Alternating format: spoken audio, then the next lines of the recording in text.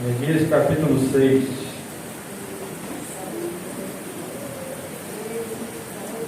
Livro de Neemias, capítulo de número 6, do versículo 1 ao versículo 4, em nome de Jesus.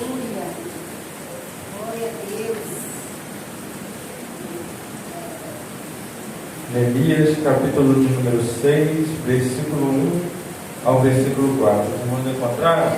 Amém. Estarei lendo o primeiro versículo, os irmãos, versículo de número 2, e no versículo 4, todos nós juntos. Diz assim: Ora, sucedeu que quando Sambalate e Tobias e Gesem, o árabe, o restante dos nossos inimigos, ouviram que eu havia edificado a muralha e que não havia venda, embora naquele tempo eu não tivesse posto as portas nos portões, Sambalate e Gesem enviaram mensageiros para me dizer que congreguemos juntamente nas aldeias no vale de Ono, porém tentavam fazer mal. e enviei-lhes mensageiros dizendo: Estou fazendo uma grande obra, de modo que não posso descer. Por que cessaria a obra enquanto eu a deixo e desço até vós todos? Pela mesma maneira enviaram 4 vezes, e da mesma maneira lhes respondi. Pode tomar seu assento em nome de Jesus.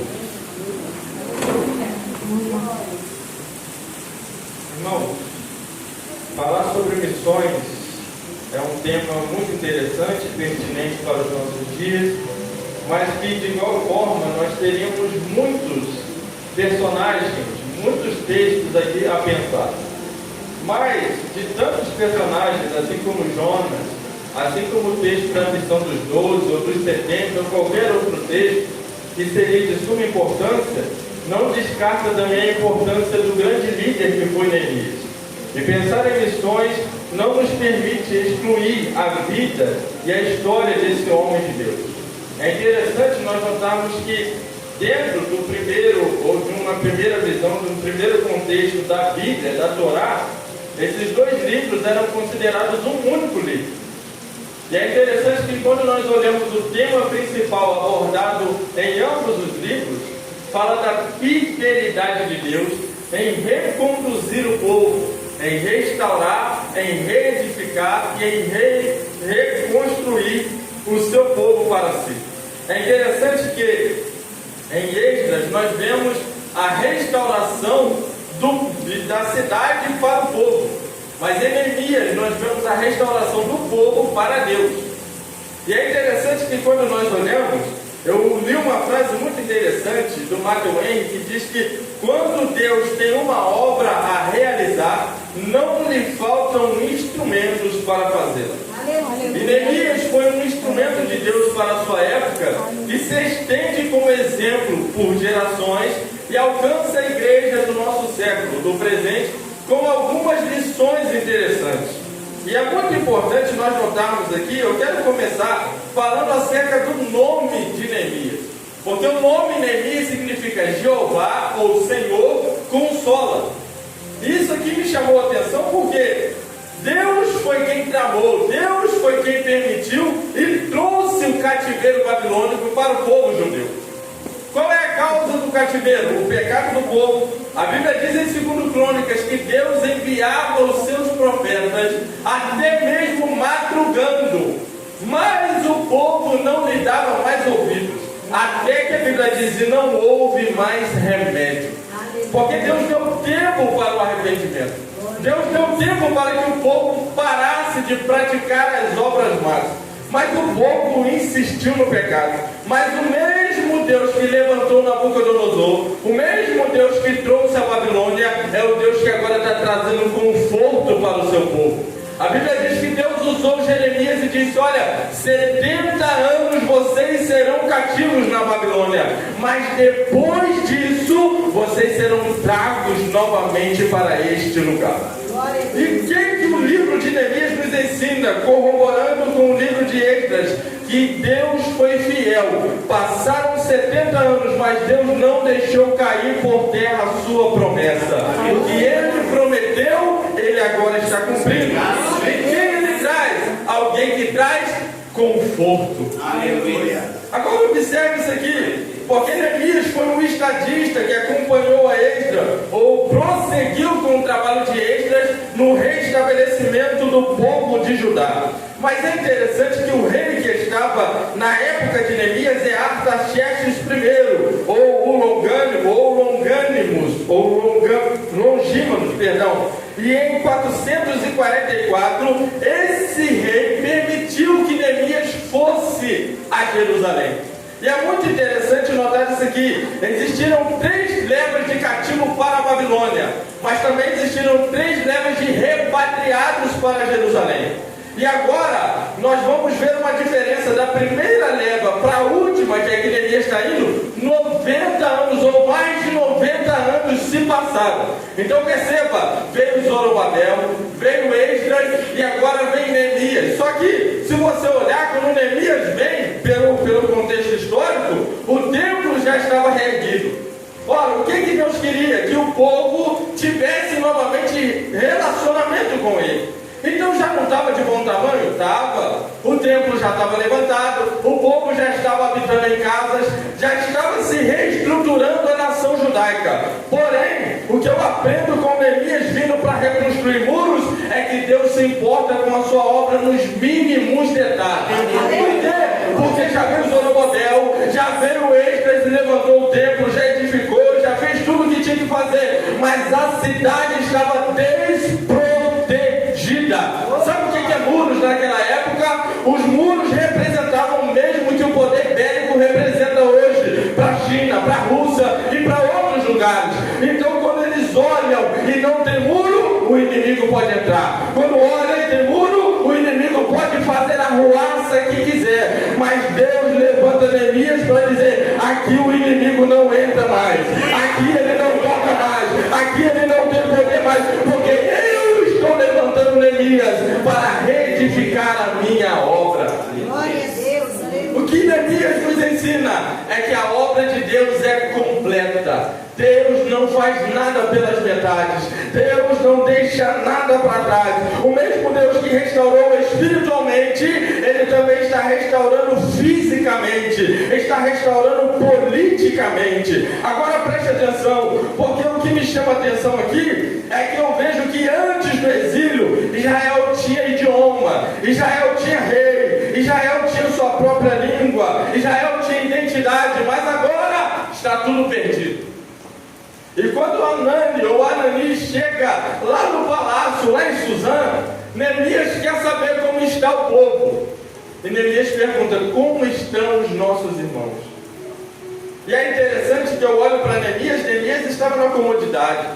Neemias estava num lugar de honraria. Neemias não tinha nada que se envolver com essa obra. Neemias era copeiro do rei, e por sinal, segundo alguns historiadores, ele era o melhor, o mais conceituado entre os copeiros do rei. Então ele não podia, ou ele poderia simplesmente dizer: eu não tenho nada a ver com isso. Quantos anos já passaram? 90 anos. Se Zorobabel não fez, problema é dele. Se Esdras não fez, problema é dele. Mas não, o que eu aprendo com Neemias é que ele assumiu o seu papel, assumiu a sua responsabilidade. E aí Deus tocou no meu coração: como estão os nossos irmãos?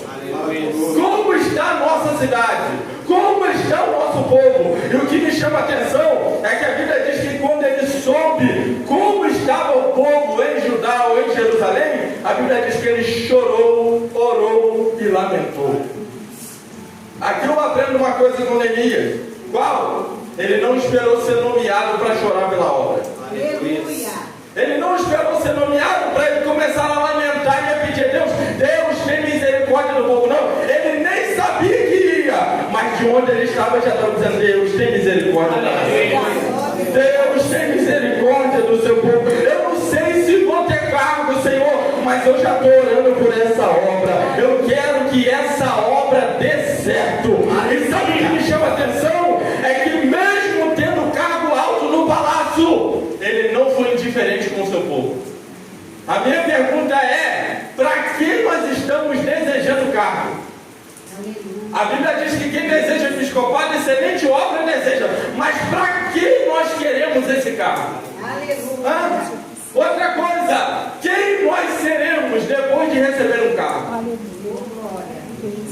Porque ele recebeu um cargo, mas ele ainda está preocupado com a classe baixa do povo. Aí eu me lembro de outro personagem. Você lembra de Mardoqueu? Porque a Bíblia diz que ele ficava lá na porta do palácio. Não tinha nem acesso ao rei. Mas o dia que ele foi honrado, capítulo 10, e o judeu Mardoqueu pensava no bem da sua nação. Quando ele era pobre, ele estava dizendo: Esther, clama ao rei pelo povo. Mas quando ele estava lá, ele estava dizendo: Esther, eu já não preciso de você.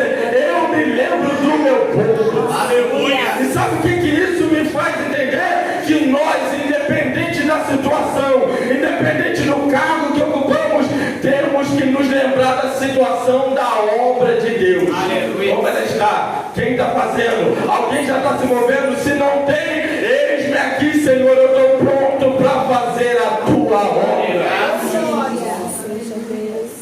O que eu aprendo é que o cargo não pode mudar quem nós somos. Vamos lá, capítulo 1, versículo 10. A Bíblia nos diz que na oração de Neemias ele lembra o Senhor. Lembrar aqui, irmãos, é uma palavra humana, tá? Deus nunca se esqueceu. Mas Neemias está trazendo a memória: Senhor, lembra que esse aí é o povo que o Senhor resgatou. De onde Deus resgatou o povo? Do Egito. Olha o que Neemias está dizendo. Lembra que o Senhor foi lá no Egito com um braço forte e fez o povo sair triunfante. Portanto, Senhor, não deixe esse povo na condição que ele está. Porque o que o Senhor fez foi muito grande para esse povo perecer agora. Só que essa palavra, resgatar, no hebraico é fadar, que significa libertar, preservar, resgatar, tornar livre, pagar um resgate. E hoje, se nós formos transferir, quando Jesus foi para a cruz, ele já pagou o nosso resgate. Então o que eu aprendo? Neemias não está pedindo por um povo qualquer. Ele está pedindo para um povo que já foi lavado, para um povo que já foi redimido dos seus pecados. O que isso nos traz à memória? Que nós precisamos nos preocupar com a igreja do Senhor. Como está a situação da igreja? Senhor, lembra do povo que o Senhor já lavou, o Senhor já tirou do Egito e trouxe para a sua maravilhosa luz. Só que o texto encerra no capítulo 1, versículo 11, dizendo: ó Senhor, rogo-te que estejam atentos os teus ouvidos à oração do teu servo, à oração dos teus servos que desejam, primeiro, temer o teu nome, segundo, faze prosperar hoje o teu servo e concede-lhe misericórdia à vista desse homem. Ele diz: porquanto eu, Neemias, era copeiro do rei. Sabe o que Neemias me ensina aqui no versículo 11? Senhor, a prova para mim que o Senhor está comigo é que o Senhor vai usar esse homem para bancar, para financiar a minha viagem. Só que vamos lá, sabe o que eu acho lindo? Não é só ver, ler e falar que Neemias levantou o muro em 52 dias. Isso é maravilhoso, é muito bom. Só que mais glorioso ainda é ver a palavra do salmista no Salmo 24 se cumprir. Qual é a palavra dele? Do Senhor é a terra e a sua plenitude, o mundo e aqueles que nele habitam. Espera aí, o que tem a ver um texto com o outro? Porque Deus não foi só em Neemias. Deus foi lá num rei que era pagão, não conhecia ele, não temia ele, mas disse: você foi escolhido para bancar a minha obra. E não foi só ele não. Você lembra de Ciro? Ciro também era pagão, mas Deus disse: de quem diz de Ciro, é meu pastor e fará o que lhe apraz. Porque quando Deus quer, até o inimigo tem que bancar a sua obra. Quando Deus quer, ele levanta quem ele quiser, mas a obra será cumprida e o nome dele será glorificado. Aleluia! Só que isso é muito lindo, mas ao mesmo tempo isso tem que servir de alerta para nós. Por quê? Porque Deus usou um ímpio. E muitas vezes nós estamos relutantes quanto à sua obra. Deus trata com os ímpios e coloca eles na direção da obra. Mas muitas vezes a igreja está contra a obra. Só que se um ímpio obedeceu, irmãos, a igreja tem que estar em prontidão. Senhor, onde o Senhor mandar eu vou. O que o Senhor mandar fazer, eu vou fazer. Porque o que importa é que a tua obra seja concretizada. Aleluia, Jesus. Mas vamos lá, ele era quem, irmãos? Copeiro do rei. Então era alguém que tinha ofício.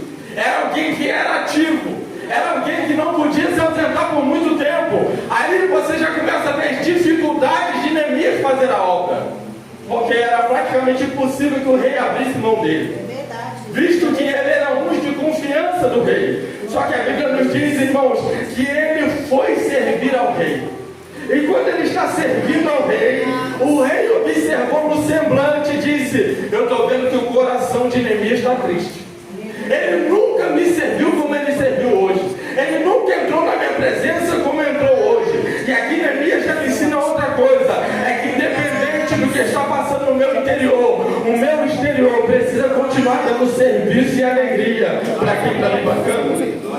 Não entendi se o rei, que é pagão, ele tinha o compromisso, a lealdade, a fidelidade de Neemias, quanto mais o Deus Criador de todas as coisas tem que ter a nossa lealdade. Senhor, eu sei que está difícil, mas mesmo chorando eu vou. Senhor, eu sei que está complicado, mas mesmo com tristeza eu não paro de te servir, eu não paro de te dar alegria, porque se o Senhor me convocou, alguma coisa o Senhor vai fazer através da minha vida. Glória a Deus, aleluia.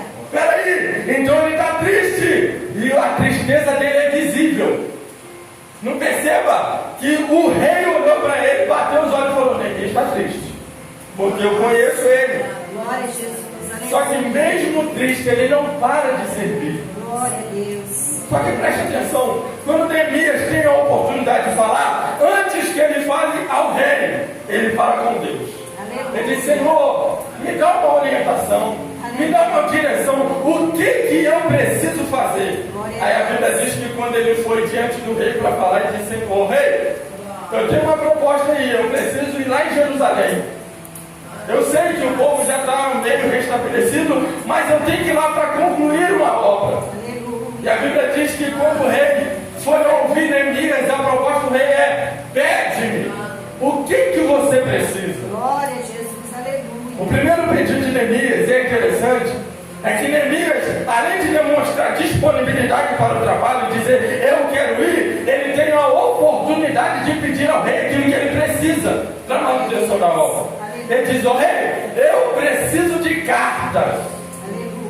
Perceba que Neemias está se disponibilizando para ir. Ele não mobilizou primeiro os homens, ele primeiro está resolvendo o que ele quer, para depois chamar alguém para ir com ele. Glória a Deus. Porque o primeiro a se interessar tem que ser eu, Glória tem que ser você. Aleluia. Aí, sabe o que me chama a atenção? É que ele, irmão, ele tinha condição financeira. Ele poderia dizer: eu não vou não, mas eu vou bancar aqui. Mas o amor dele era tão grande que ele diz: eu não quero só bancar, eu quero participar desta obra. Ei, você já foi alcançado por essa obra, agora Deus está te chamando para ser participante dela.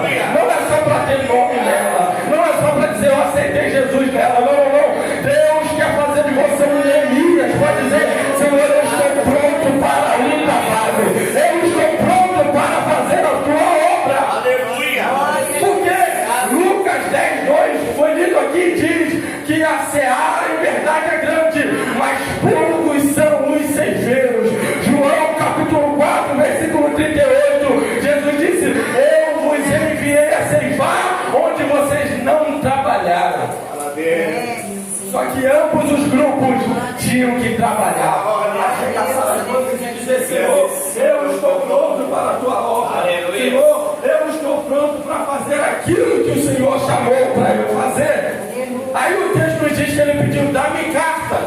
Por que carta? Porque a carta falava de autoridade. Ele estava dizendo: ó, eu não estou vindo de qualquer maneira, não, viu? Eu estou vindo porque o rei me deu carta branca. Eu estou vindo porque eu estou debaixo da autoridade real. Só que o que me chama a atenção é que lá no Novo Testamento, quando Jesus foi enviar os discípulos, ele também não mandou de qualquer maneira. Ele disse: olha, vocês receberão poder ao descer sobre vocês o Espírito Santo. E o que isso representa? Que uma igreja revestida de autoridade, uma igreja revestida de poder, o inferno não para, a potestade não para, não tem rei que para, porque a igreja continua avançando. Quem é a carta da igreja? É o Espírito Santo. Porque quando a igreja foi cheia do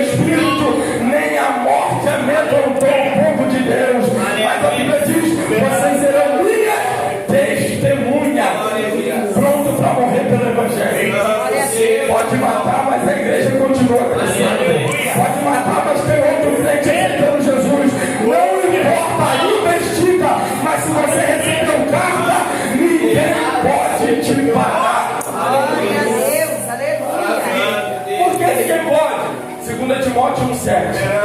Deus não nos deu o espírito de temor, mas de poder. Aleluia. Se o espírito é de poder, irmãos, não somos nós que não paramos, mas é o espírito que está em nós, que não nos deixa parar. Aleluia. Vamos lá, vamos correr. A Bíblia agora nos mostra que eles receberam cartas para ir fazer a obra, mas a Bíblia nos diz que ele estava com poucos homens. E aqui eu aprendo mais uma vez que para Deus não importa a quantidade, mas o que importa é a disposição do coração. Porque quando Gideão foi, ele tinha 32.000 homens à sua disposição. Deus olhou e falou: Gideão, tem gente demais aí, manda voltar para casa, quem for covarde volta. Gideão, ainda tem muita gente, faz outro teste. Gideão fez, enquanto ficaram 300.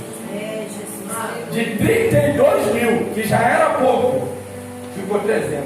Aleluia. Mas eu gosto de quando tem pouco e quando a oposição é muita, porque quanto mais a oposição vem e é pouca gente, mais o nome de Deus será glorificado. Aleluia. Glória a Deus. Eu e poucos homens foram comigo para a gente ver a situação de Jerusalém. Sabe o que me chama a atenção? É que antes de Neemias empreender qualquer coisa, ele foi organizado.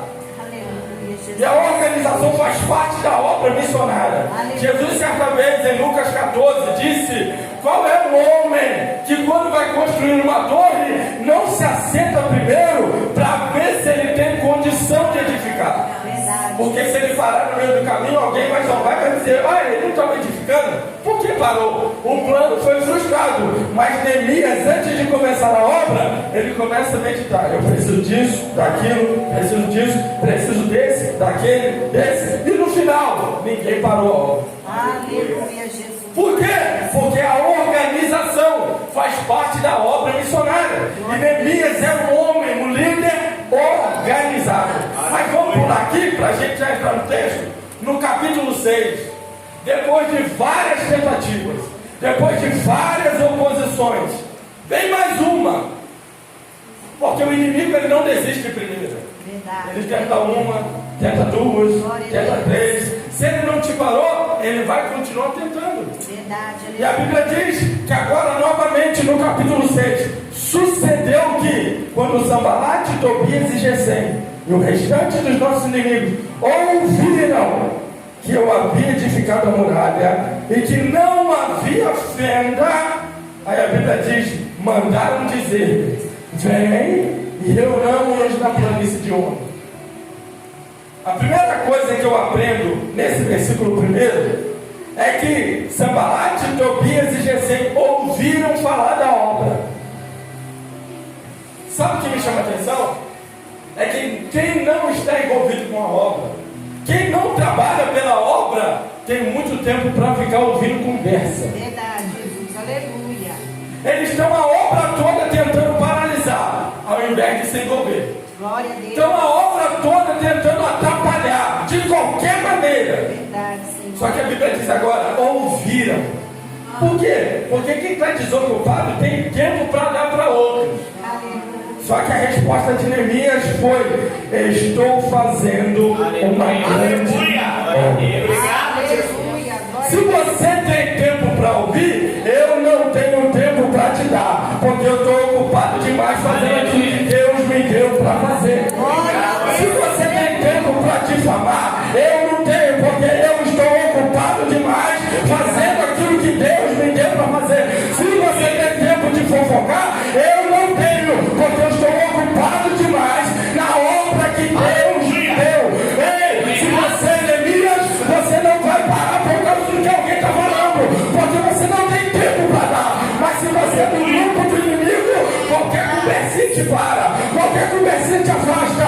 Mas em nome de Jesus, Deus está te chamando para ser Neemias hoje e dizer: eu não posso me envolver, porque já estou envolvido com a obra, com a obra, com a obra.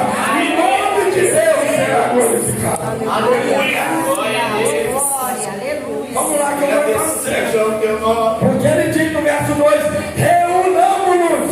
Aleluia. Só que Neemias era tão ocupado que a Bíblia diz no verso 3: enviei mensageiro.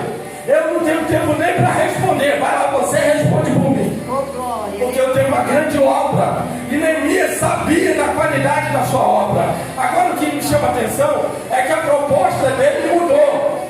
A proposta é paralisar por oposição. E agora é parar por amizade. Vem, vamos fazer a paz. Vamos ser um povo só. Nós vamos te ajudar. Vamos lá para a ONU. E esse texto, irmão, me ensina uma coisa muito interessante. Porque planície de ONU, ou vale de ONU em outras versões, sabe onde ficava a ONU? 30 quilômetros de Jerusalém. Não entendi. Qual é a ideia do inimigo? É fazer com que você se afaste da obra. É te tirar de Jerusalém. E Jerusalém aqui é a igreja. Quando ele te tira da igreja, a emboscada é fácil de te alcançar. Quando ele te tira da igreja, é fácil para ele te acertar lá fora. Quando ele te tira da igreja, é fácil dele te assassinar, dele fazer alguma coisa para ceifar a tua vida. Mas quando você está envolvido na obra, você tem livramento e nem sabe. Você recebe graça e nem sabe. A mão de Deus está sobre você e você nem viu. Por quê? Porque você está envolvido com uma obra que Deus te deu. Em nome de Jesus, não saia de Jerusalém, não vai para porque em onde está a morte, mas em Jerusalém tem vida, em Jerusalém tem força, em Jerusalém tem graça, e a obra será concretizada. Aleluia, glória a Deus, aleluia. Escute, porque quando Neemias responde, Neemias vai me ensinar algo fabuloso. Porque eles estão tentando parar Neemias desde o capítulo 2. Agora está no capítulo 6, é reta final. A Bíblia diz: a muralha já foi erguida, eu só não coloquei portões. Verdade, Jesus. O que isso nos ensina? É Neemias dizendo: se vocês não me pararam no início, se não me pararam no meio, não é agora que está no final que vocês vão me parar. Glória a Deus. Eu não sei onde está o nível da tua obra, mas eu vim para te dizer: resista, persista, continua, porque se ele não te parou no início, se ele não te parou no meio, é porque Deus te dará graça para chegar até o final. Você não vai parar. Eu vim para liberar essa palavra. Sanbalate, Tobias e Gesem vão ficar com a cara no chão, mas o Deus que começou a obra é fiel para terminar a nossa obra. Aleluia, glória a Deus. Vamos para o vale, não vou. Até porque fazer acordo com o inimigo é descer. É verdade, Jesus. Lembra do que ele disse? Eu estou fazendo uma grande obra. Por que eu desceria? É Deus, aleluia. Porque se os irmãos não sabem, Jerusalém está edificada sobre um monte. Aleluia. E ir para o vale é descida. É Jesus, aleluia. E olha o que ele está dizendo: se eu abandonar a obra, se eu me aliançar com o inimigo, eu estou caindo da minha posição. Eu estou descendo de onde Deus me colocou. Mas eu vim para te dizer que você não é Jonas. Jonas desceu em todos os sentidos, em todos os aspectos, até parar no ventre do grande peixe. Mas Neemias não desce, porque ele sabe do compromisso que ele tem com a obra de Deus. Aleluia. A Bíblia diz que ele sabia. Eles intentavam me fazer mal.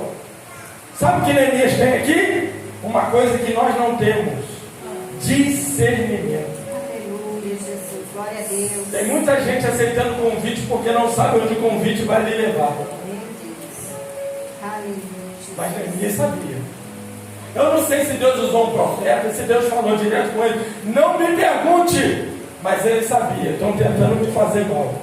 Estão tramando contra mim. Eu sou espiritual. Eu tenho discernimento. E quem tem discernimento não é enganado pelo inimigo. Podem tentar me atacar, mas eu vou continuar a obra que Deus me deu. Finalizando, versículo 3: estou fazendo uma grande obra. A NVT diz: estou envolvido com uma obra muito importante. Lembrando o seguinte, que quando Deus nos dá uma obra, a responsabilidade é totalmente nossa. Não adianta eu chegar lá em cima e dizer: Deus, mas o pastor não me ajudou. Deus, os obreiros não me ajudaram. Deus, as irmãs, os jovens não me ajudaram. Irmão, se ninguém vai, vai você. Aleluia. Porque o primeiro que tem que influenciar somos nós que fomos chamados. Você lembra de Daniel? A Bíblia diz, e Daniel assentou no coração. A Bíblia não diz que Sadraque, Mesaque e Abednego assentaram. Mas através da conduta dele, os três foram seguindo os passos dele. Aleluia. O que você quer dizer? Se você começar, Deus vai levantar alguém para te ajudar. Pode ser pouco, mas vai ter mão de obra suficiente para a obra não parar no meio do caminho. Então escute, o primeiro a saber da responsabilidade sou eu. E Neemias sabia da responsabilidade. E Neemias sabia o tamanho da obra. Até porque no capítulo 4, versículo 19, ele já tinha dito, a obra é grande e extensa. Agora ele repete, estou fazendo uma grande obra. Sabe o que me chama a atenção? É que o tempo passa, mas Neemias não diminui a sua visão da obra que Deus deu. Porque tem muita gente que lá no início, nossa, isso é pesado demais para mim. E quando vai chegando no meio do caminho, vai cansando, vai dizendo, poxa Senhor, só isso? É tão pouco que o Senhor me deu? É tão pequeno? Mas Neemias sabe o valor que tem a obra que Deus lhe deu. A obra passou o tempo, mas para mim ela continua sendo grande. Estou fazendo uma grande obra. E detalhe que Neemias, ele é participante. E a Bíblia nos mostra que a obra é urgente. Ele sabe que ele tem um trato com o rei. Ele apontou um tempo para o rei. E ele não pode brincar. Porque se ele deixar o tempo passar, o tempo vai se extinguir e o rei vai querer cobrar dele. E aí, Neemias? Já fez? Está pronto? Já pode voltar? Só que ele está ocupado com a obra. Ele está dizendo, a obra é grande. Eu não tenho tempo para parar para te dar satisfação, Sambalat. Não tenho tempo para me reunir, Tobias, Gesem, porque eu tenho compromisso com a obra. A obra é urgente. Agora eu finalizo. Por que cesaria a obra? Porque a estratégia mudou, mas o intento não. Qual é a proposta deles? Agora que está no final, eu posso dar uma parada na obra. E se eu matar Neemias, eu vou acabar com o povo. Vou desencorajar. Porque sem líder, o povo vai cair na minha mão. Só que ele diz, por que eu vou cessar a obra e ir ter com vocês? A obra é importante demais para eu deixar ela mal acabada. A obra é importante demais para eu deixar ela pela metade. Deixar faltando coisa. Se Deus me deu uma responsabilidade, eu vou fazer tudo o que Deus mandou fazer. Glória a Deus, aleluia. Eu não vou largar. O meu nome não vai ficar sujo e em descrédito com Deus por causa de uma proposta indecente. Podem falar o que quiser, podem tocar no caráter, podem fazer ameaça, podem se opor, podem fazer o que quiser, mas a obra será concluída. Resultado, 52 dias e a obra estava finalizada. E a Bíblia diz, e todos viram que foi Deus quem fez aquela obra. Glória a Deus. Neemias era o líder, mas ele era guiado pelas mãos de Deus. Lembra, capítulo 2, versículo 18. Eu não declarei só como a mão do rei era comigo, mas a mão do Senhor me era favorável. Se a mão de Deus estiver contigo, irmão, nada nem ninguém vai parar a obra que Deus te deu. Que Deus te abençoe. Eu agradeço esta oportunidade em nome de Jesus.